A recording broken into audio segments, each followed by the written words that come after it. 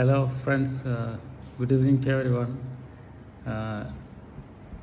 I've, this one, I think last week I'd done a video. Maybe it's about 10 days, but because it took a long time preparing this chapter, this is about, I'm going to talk about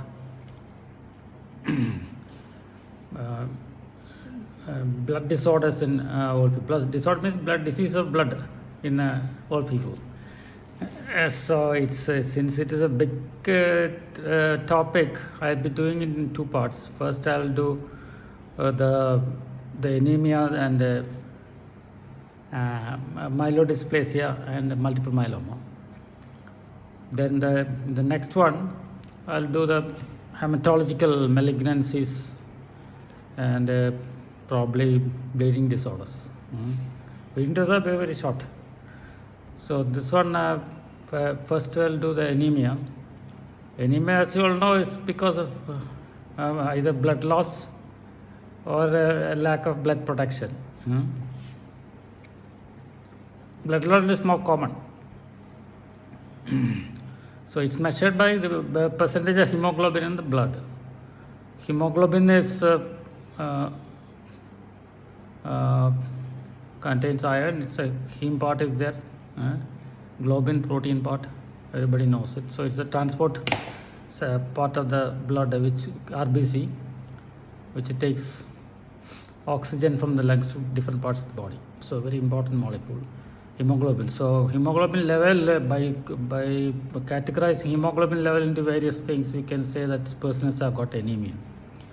Anemia means anybody having, according to the WHO, anybody having less than 13 gram in females and 15 gram in males per 100 ml or deciliter DL, hemoglobin is supposed to be anemic. But there is some difference of opinion. People think that even with 12 grams in females, they get a lot of symptoms. Symptoms need not be severe, but they can have weakness, they can have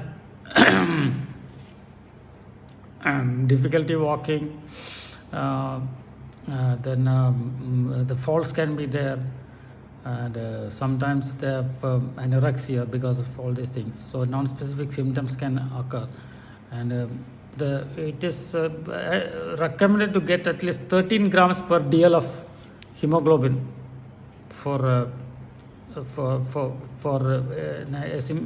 symptoms to go in an individual. Female, males are around 15. But 15, if you get more, it becomes a disease. So 15 is enough for males. With 15, we can actually give transfusions of your blood to somebody if you like. So why do old people get more of this? Is subject this anemia in old people. Old people get the anemia more often, blood loss. We say that females get it during the menstrual years because they menstruate. In old age, people get the low hemoglobin because the several factors. One is because of some difficulty in absorbing iron from the intestine. Another thing is because of generalized inflammation in more of inflammation in old age. So they can have inflammatory diseases like inflammatory bowel disease. They can have inflammatory so many things, even malignancy. So that will all reduce absorption of iron. Particularly, those who have inflammation will produce a peculiar chemical from the liver. It's called hepcidin. Hepcidin is a chemical, not chemical, it's a protein, hepcidin. What hepcidin does is, it can downregulate erythropoietin, and erythropoietin is a growth factor for hematopoietic stem cells, hematopoietic cells in the bone marrow. And also it can retard the absorption of iron from the enterocytes and from the movement of iron from the iron deposits in the body. That is hepcidin, EHEPCIDIN. I don't know when it was discovered, but I just saw it. I think it is for quite some time, but we don't know all these things because we are old practitioners. That's why. 40 years completed, 45 years completed, that's why. But hepcidin I did not come across before this thing. Anyway, but everybody knows that erythropoietin level is related to hemoglobin. Erythropoietin level also goes down because many one with the hepcidin effect. Another thing is anybody having either overt or covert renal failure will have reduced erythropoietin. Erythropoietin mainly produced for the kidneys. So if it is not secreted from the kidneys because of disease of the kidney, then erythropoietin enhanced absorption of iron will not take place. And erythropoietin also has some action in the bone marrow in protection of erythrocytes. So these are the two two things in old age which produces predilection to get anemia in old age. And they may not respond to iron because of inflammation. All iron men, you will have to give parenteral iron in such cases. But even after this thing, there can be some unexplained anemia. You may see that you are giving iron, the patient is not responding. And but always rule out iron blood loss in old age. In fact, that is more common than all this unexplained anemia. Unexplained anemia happens only in about 30% of people. Around 70% blood loss is because of the blood loss mainly in the GI tract. In the GI tract, 50% loss in the upper GI, 30% in the lower GI. So doing an endoscopy is one important part of management of anemia in old age. So you have to do an upper GI endoscopy first, do a colonoscopy next. And that will give you, and maybe that is 50 plus 30, 80%, 20% will be undetected malignancy in the body.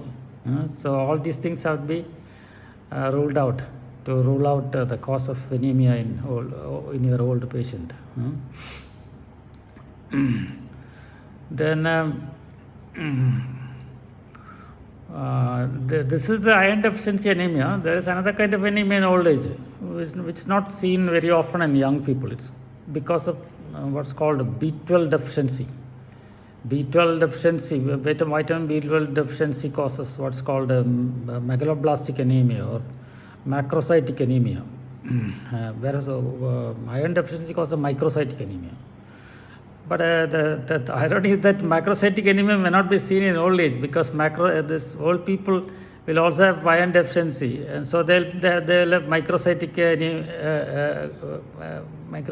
RBCs, and so that will cancel each other out. This microcyte and becomes normocyte. So you may not see many macrocytes in old people.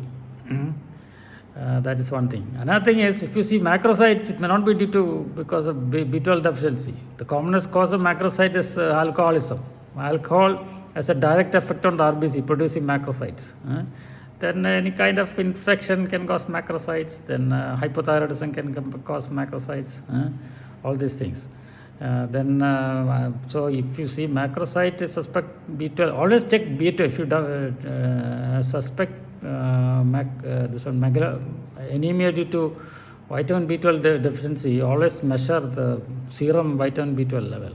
It has to be less than 200 picogram per DL, I think. Not DL, per ml, 200 picogram per ml. And along with that, you should also see corresponding increase in this one, what's that called?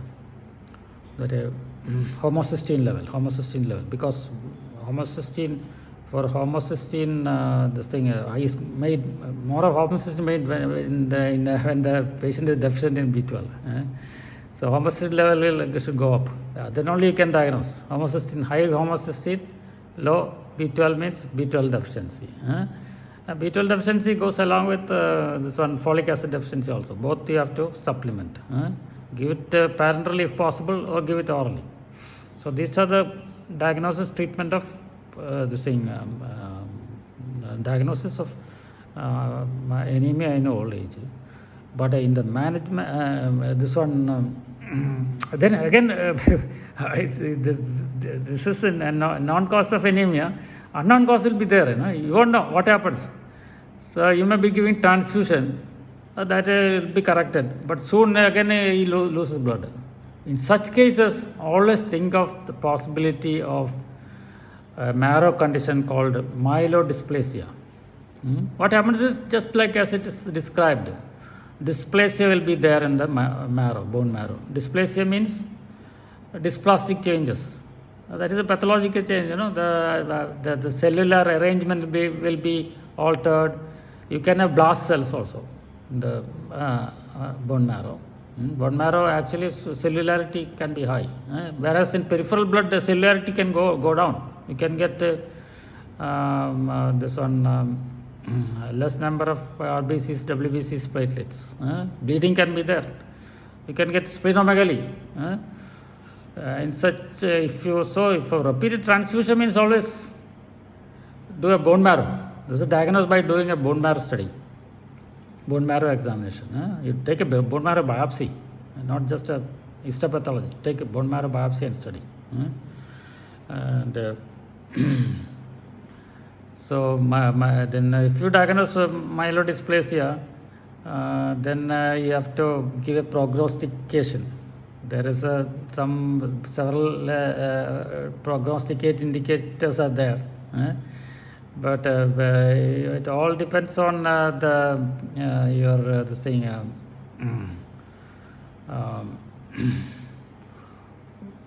How much transfusion you give, what's the kind of cells in the bone marrow. Like for example, there is something called sideroblast.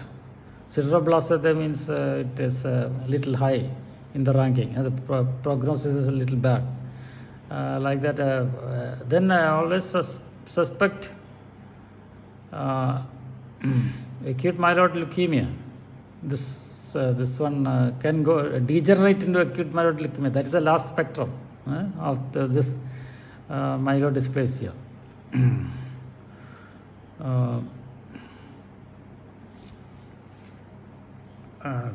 So what's the treatment for myelodysplasia? Mainly supportive transfusions. You have been given transfusions, continue that. Then give a this iron chelating, because when you give too many transfusions, iron will accumulate. So you have to give iron chelators. Chelators or chelators, whatever you like. I myself say chelators, iron chelating. Chelating may also be correct, and chelators has to be given. But the drug treatment you can give is what's the thalidomide, or its analog called lenalidomide. In fact, the people usually give about 100 milligrams of lenalidomide daily. That will give remission as well as keep in remission most of the time. But if that treatment fails, then only you have to consider what is the treatment. Bone marrow is gone, so bone marrow is not functioning. Means what you have to do? You have to do this thing, not homologous, but allogenic stem cell transplant. Costs money. And a few centers are doing it, but in our place, Talisiri, they are doing in this one regional cancer center. Dr. Chandran is doing. I have seen many people being treated there. So allogenic bone transplant, but these are comparatively young, not the very old. After 8 years, It may not be, unless you are very healthy, it may not be a very good option. Then these are the two things I wanted to finish in this one. And then next I will go to myeloproliferative diseases and lymphoma and bleeding disorders in the elderly. The next video, this will be a short video. The next will also hopefully will be a short video, and I hope people will enjoy it. Thank you. Good night.